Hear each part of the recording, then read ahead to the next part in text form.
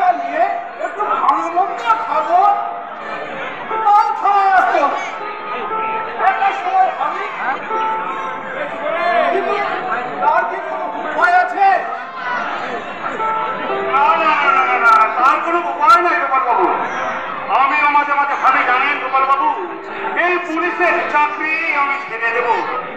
রাত নেই, দিন নেই, ছুটির দিনেও অফিস। আপনাকে একটা কথা জিজ্ঞেস করবো স্যার। আরে হ্যাঁ হ্যাঁ গোপাল বাবু, বলুন বলুন, কি বলছেন বলুন। অপরাধ কিন্তু মাথায় বলুন স্যার। আজ তো রবিবার, আজ আপনার আমার দুজনেরই ছুটি। আজ আমাদের থানায় আসতে হলো।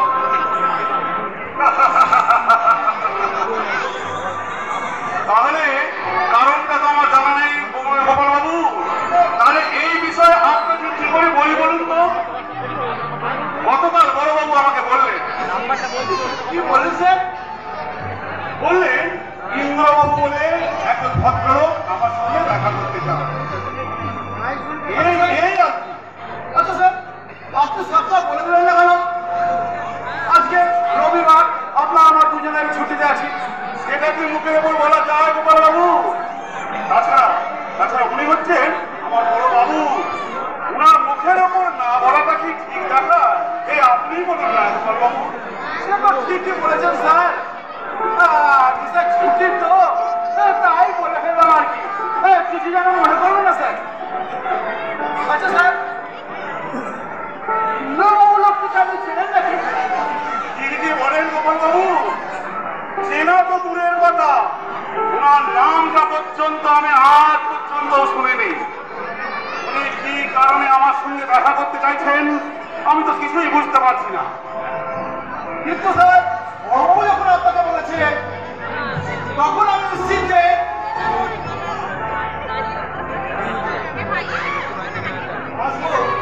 আসবো স্যার। আমি ইন্দ্র, মানে ইন্দ্র ব্যানার্জি। ও, আপনি ইন্দ্রবাবু? আচ্ছা আচ্ছা, আসুন আসুন আসুন আসুন, বলুন বলুন, কি খবর? আমি আপনার সঙ্গে কি করতে পারি?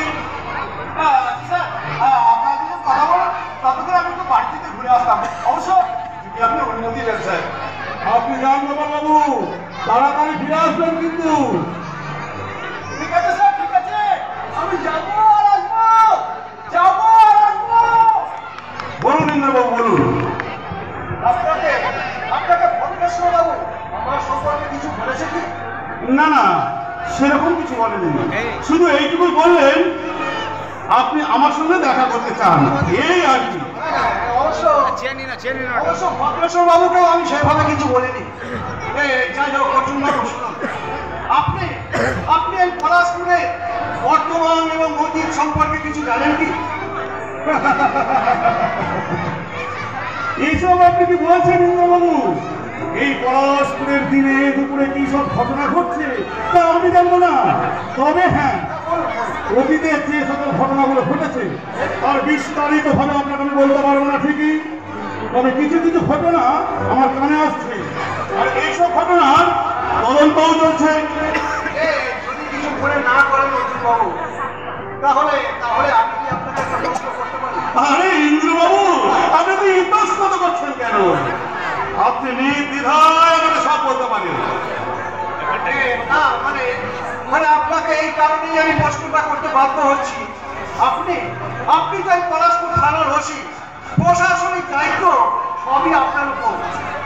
আপনি আমাকে চিনি না, জানি না, আর তার সত্ত্বেও এই পলাশপুরে অতীত বর্তমান সম্পর্কে আপনার সঙ্গে আমি আলোচনা করছি। আপনি হাসছেন স্যার। শুনুন শুনুন ইন্দ্রবাবু শুনুন, একটা কথা আপনি মন দিয়ে শুনুন। মানুষকে তো বিশ্বাস করতেই হবে, এ তাই না? ছোটবেলায় আমার বাবা আমাকে কি বলতেন জানেন? কি বলতেন আপনার বাবা আপনাকে? বাবা বলতেন, সবার উপরে মানুষ সত্য, তাহার উপরে মানুষ হয়ে যদি মানুষকে বিশ্বাস না করো তাহলে কাকে বিশ্বাস করবে? তাছাড়া বড়বাবু যখন আপনাকে আমার কাছে পাঠিয়েছেন তখন আপনাকে অবিশ্বাস করার কোনো জায়গায় আমার নেই, তাই না? ধন্যবাদ স্যার। তবে শুনুন, এই পলাশপুরের বর্তমান পরিস্থিতি সম্পর্কে আপনি প্রায় সবই জানেন, কিন্তু কিন্তু অতীতে যেসব হারহীন করা ঘটনা ঘটেছে, যেসব হিংসাত্মক ঘটনা ঘটেছে, তা কিন্তু আমি আজ আপনাকে শোনাবো। সেই সব ঘটনা আপনি শুনলে আপনিও চমকে যাবেন স্যার। কি বলছেন? হ্যাঁ হ্যাঁ অর্জুন বাবু। সেলিম কাস্তি বলুন তো শুনি। নিশ্চয় নিশ্চয় বলবো অর্জুন বাবু, নিশ্চয় বলবো। আর আর বলবো বলেই তো এত দূর থেকে আপনার কাছে ছুটে এসেছি। আর আর আমি এটাও জানি যে আপনি অতীতের এই হিংসাত্মক ঘটনা শুনলে এর এর যথাযথ ব্যবস্থা নেবেন স্যার আপনি। সুরেন্দ্রবাবু, আপনার কাছ থেকে আজকে এই পলাশপুরের অতীতের যে সকল ঘটনা আজ আমি শুনব, তার যদি উপযুক্ত প্রমাণ থাকে তাহলে আপনিও নিশ্চিন্তে থাকুন। আমার নাম ইন্দ্র ব্যানার্জি। এই ইন্দ্র প্রমাণ ছাড়া কোনো কথা বলে না স্যার। তবে হ্যাঁ, এই মুহূর্তে আমি আপনাকে কোনো প্রমাণপত্র দেব না। আপনি আপনি আগে পলাশপুরের বর্তমান অতীতের ঘটনা সম্পর্কে তদন্ত করুন। ঠিক সময়ে আমি আপনার হাতে প্রমাণপত্র তুলে দেবো স্যার। এ নিয়ে আপনি কোনো চিন্তা করবেন না। আরে ইন্দ্রবাবু, ব্যাপারটা আপনি ঠিক এইভাবে নেবেন না।